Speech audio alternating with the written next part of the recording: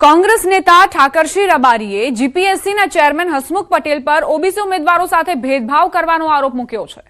તેમને પદ પરથી દૂર કરવાની માંગ પણ કરી દીધી। આ મુદ્દે વિદ્યાર્થીઓએ પ્રતિક્રિયા આપતા જણાવ્યું કે દેશમાંથી જાતિવાદ જ દૂર કરવો જોઈએ।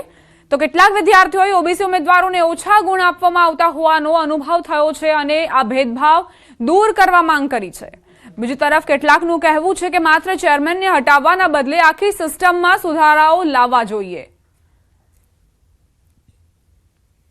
જીપીએસસી જે રિટર્ન એક્ઝામ જે હતી એમાં ઓબીસી ઉમેદવારોને પણ સારા માર્ક્સ છે અને બાકીના અધર ઉમેદવારોને પણ સારા માર્ક્સ છે, પણ આપણે ઇન્ટરવ્યૂની જ્યારે વાત કરીએ ત્યારે ઇન્ટરવ્યૂમાં જે ઓબીસી ઉમેદવાર છે એમને બહુ ઓછા માર્ક્સ આપેલા છે। એ મેં જોયેલું છે, એનાલિસિસ કરેલું છે, અને જે બીજા જે કાસ્ટના છે એ લોકોને વધારે મળેલું છે। તો આમાં કંઈક ને કંઈક જે કહેવાય છે કે ભેદભાવ જેવું ચાલે છે એ દૂર થવું જોઈએ। તો પહેલાં તો આ જાતિવાદનો જે પ્રશ્ન છે એને સોલ્વ કરવો જોઈએ। અને રહી વાત હસમુખભાઈ પટેલની કે જાતિવાદ કે જે બી છે અત્યારે જીપીએસસીનું ચાલી રહ્યું છે, તો મને એવું લાગે છે ખાલી એક હસમુખ પટેલનો આમાં હાથ નથી, લાઈક આખી ગવર્મેન્ટમાંથી આમાં ઘણા બધા એવા હશે કે સામેલ હશે કે એના જોડે જોડાયેલા હશે। તો ખાલી એક હસમુખ પટેલને રેઝિગ્નેશન કે કંઈ પગલું ઊભું કરવા કરતાં એના કરતાં આખી સરકાર સામે પ્રશ્ન ઊભો કરવો જોઈએ। અત્યારે જાતિવાદ અને અનામતવાદ સૌથી પહેલાં તો એ જ કાઢી નાખવું જોઈએ, બિકોઝ દેશમાં જે બી દંગાઓ ફ્યુચરમાં થવાના છે ને એ બધા આના કારણે જ થશે। ક્યારેય બી હવે દેશમાં ધર્મના નામ પર તો ઝઘડા થાય ન થાય, પણ જાતિના નામ પર પહેલાં હવે થાય એવું લાગી રહ્યું છે। કોઈ સિનિયર ઓથોરિટી પર્સનને કાઢશો તો કંઈ બદલાઈને જ જવાનું, બદલાશે તો એની માટે આખી સિસ્ટમને બદલવું પડશે। સરકાર બી બદલવાની જરૂર નથી, સરકારે બી થોડાક ચેન્જીસ કરવાની જરૂર છે। વિદ્યાર્થીઓને સાથે રાખીને પૂછવાની જરૂર છે કે શું કરવું જોઈએ, કઈ રીતના ઇમ્પ્લિમેન્ટ કરવું જોઈએ। ફરી ઓબીસી સાથે અન્યાયનો આરોપ જીપીએસસીના પ્રમુખ હસમુખ પટેલ પર આરોપ લાગ્યો છે। જીપીએસસીના પ્રમુખ હસમુખ પટેલને હટાવવાની માંગ ઉઠી છે।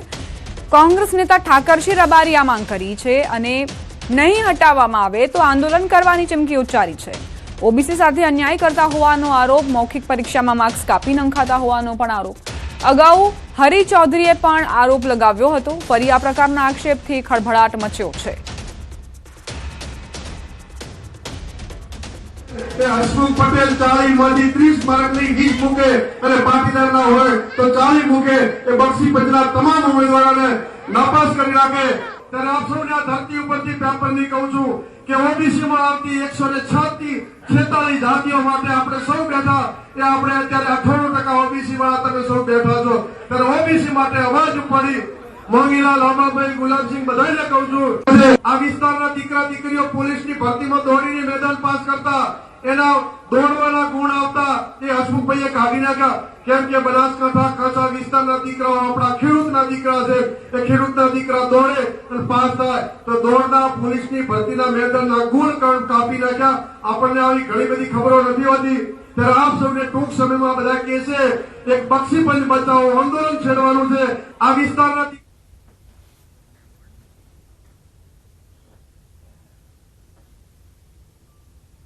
ઓબીસીના દીકરાઓ એ દોડમાં વધુ આવે અને પાસ થઈ જાય, જેના કારણે હસમુખ પટેલ અને એમની આખી ટીમે ભેગા થઈ ગુણ રનિંગ મેદાનના પોલીસ ભરતીના ગુણો કાઢી નાખવામાં આવ્યા।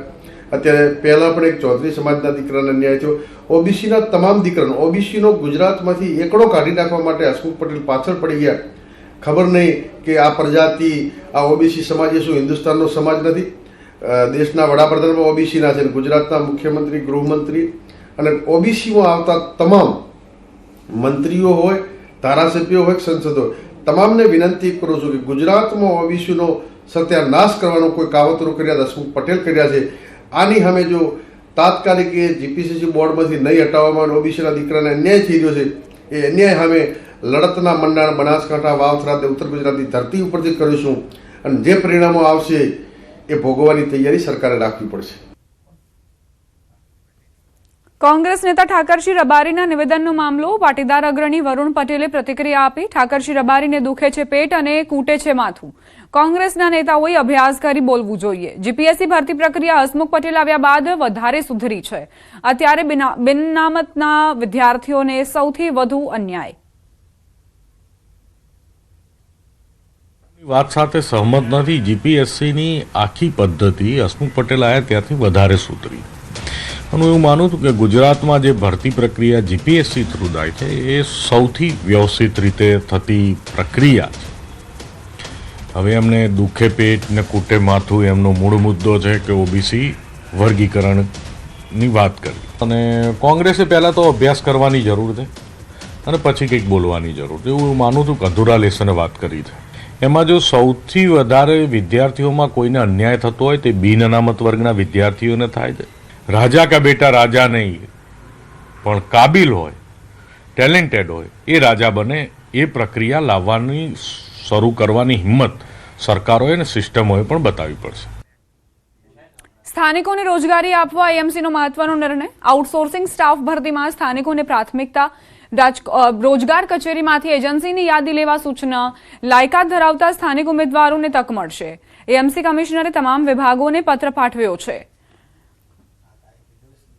સ્થાનિકોને રોજગારી મળી રહે, જે પણ લાયકાત ધરાવતા યુવાનો છે તેમને પ્રાથમિકતા આપવામાં આવે તે માટે આ નિર્ણય લેવામાં આવ્યો છે. એએમસી કમિશનરે તમામ વિભાગોને પત્ર પાઠવ્યો છે જેથી સ્થાનિક ઉમેદવારોને તક મળી શકે અને આઉટસોર્સિંગ સ્ટાફ ભરતીમાં સ્થાનિકોને પ્રાથમિકતા આપવામાં આવી શકે. રોજગાર કચેરીમાંથી એજન્સીની યાદી લેવા માટે સૂચના આપવામાં આવી છે, એટલે એ ખબર પડી શકે કે કયા કયા યુવાનો અત્યારે ઈચ્છે છે કે નોકરી જોઈએ છે તેમને. અમદાવાદથી સમાચાર. સિવિલ હોસ્પિટલના કર્મચારીના નામે છેતરપિંડી. ડિસ્પોઝલ બેગનો કોન્ટ્રાક્ટ આપવાની લાલચ આપીને 9.60 લાખ પડાવવામાં આવ્યા. સાયબર ક્રાઇમે 3 આરોપીની ધરપકડ કરી. 2000 ડિસ્પોઝેબલ બેગ ખરીદવાની આપી હતી લાલચ. રાહુલ શર્મા, વિપુલસિંહ તોમર, અમન કુશવાની સાયબર ક્રાઇમે ધરપકડ કરી છે.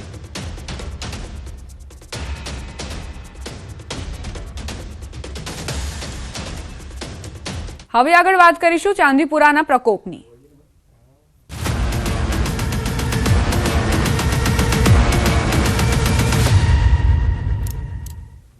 ભાવનગરની સરટી હોસ્પિટલમાં ચાંદીપુરા વાયરસના શંકાસ્પદ 2 કેસ સામે આવ્યા છે. શહેરના કુંભારવાડા વિસ્તારની 40 દિવસની બાળકી અને બોટાદની 8 મહિનાની બાળકીને સારવાર માટે હોસ્પિટલમાં દાખલ કરાઈ છે. બાળકોના વિભાગમાં બંનેના સેમ્પલ લઈ તપાસ માટે ગાંધીનગર મોકલવામાં આવ્યા. રિપોર્ટ આવ્યા બાદ જ બાળકો ચાંદીપુરા વાયરસથી સંક્રમિત છે કે નહીં તેની સત્તાવાર પુષ્ટિ થશે. હાલ બંને બાળકોને ખાસ સુવિધાઓ સાથે સારવાર આપવામાં આવી રહી છે. ઉલ્લેખનીય છે કે ગત મહિને વલ્લભીપુર તાલુકાના મેલાણા ગામમાં ચાંદીપુરા વાયરસથી એક બાળકનું મૃત્યુ થયું હતું.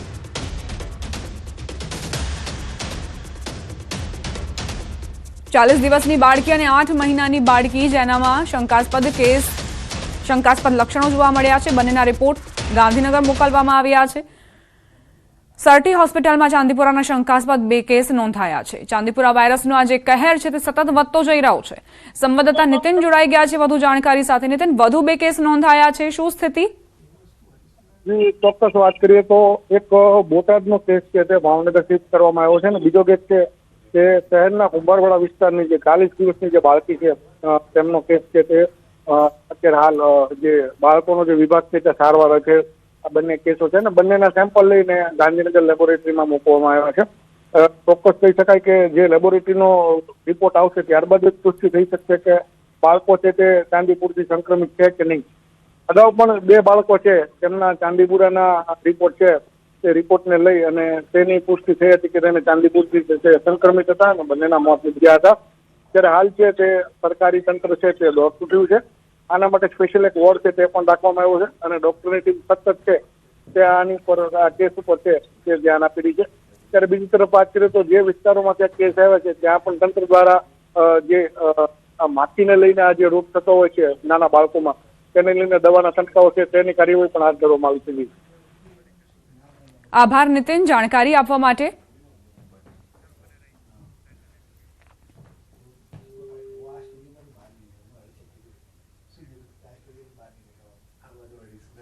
જિલ્લામાં ચાંદીપુરા વાયરસની શું સ્થિતિ છે, કેટલા બાળકો સારવાર હેઠળ છે તેને લઈને તમને જાણકારી આપી દઈએ. 5 જિલ્લામાં સારવાર હેઠળની જે વાત કરીએ તો કેસ કુલ 35 છે અને તેમાંથી મોત જે છે તે 22 થયા છે. રાજકોટની આ સ્થિતિ છે કે જ્યાં 1 કેસ નોંધાયો છે અને હજુ મોતના કોઈ સમાચાર નથી. રાજકોટથી આ રાહતના સમાચાર. અને ભાવનગરમાં વાત કરીએ તો 1 કેસ નોંધાયો છે, મોતના કોઈ સમાચાર નથી. ખેડામાં 2 કેસ જે છે તે નોંધાયા છે. મોતના કોઈ સમાચાર નથી. ગાંધીનગરમાં પણ એક કેસ છે, સાબરકાંઠામાં અરવલ્લીમાં પણ એક કેસ નોંધાયો છે. તો આ સ્થિતિ અત્યાર સુધીની છે.